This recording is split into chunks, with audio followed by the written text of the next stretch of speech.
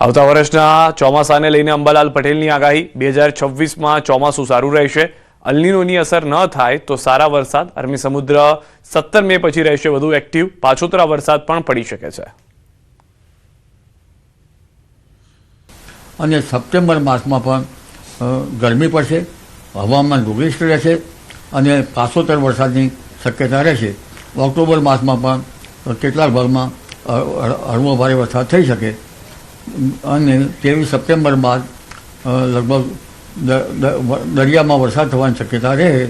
હવામાનમાં વારંવાર ચેન્જ આવે છે એટલે ઓક્ટોબર માસમાં પણ વરસાદ થવાની શક્યતા કેટલાક ભાગમાં કહી શકાય। નવેમ્બર માસની શરૂઆતમાં પણ કહી શકાય અને નવેમ્બર માસમાં કે ડિસેમ્બર માસમાં 25 વૃક્ષો વાવે તો ખરું, પણ અલ નીનોની જો ધાસ્તી બની રહે તો વરસાદની પેટર્નમાં કંઈક ફેરફાર પણ થઈ શકે।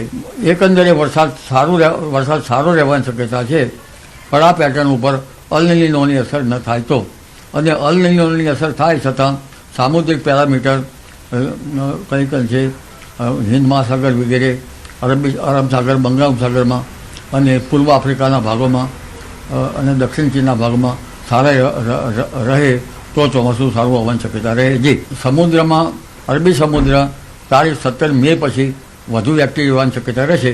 એપ્રિલમાં પણ લો પ્રેશરો બનશે એટલે 17 મેથી લગભગ 15 જૂન વચ્ચે સમુદ્ર વધારે એક્ટિવ રહી શકવાની શક્યતા રહે છે। તો આ હતા અંબાલાલ પટેલ અને તેઓનું અનુમાન છે કે 2026માં પણ વારંવાર છે તે સિસ્ટમો બનશે, તેની અસર છે ઋતુઓ ઉપર થશે, વાતાવરણ ઉપર થશે અને ખાસ કરીને ચોમાસાનું કહીએ તો જે રીતે અત્યારે અનુમાન છે કાકાનું કે ચોમાસું એકંદરે સારું રહી શકે, પરંતુ લા નીનોની અસર ઉપર આધારિત રહેશે। કેમેરામેન ખેંગાટ રાઠોડ સાથે વી પટેલ, ન્યૂઝ 18 ગુજરાતી, અમદાવાદ।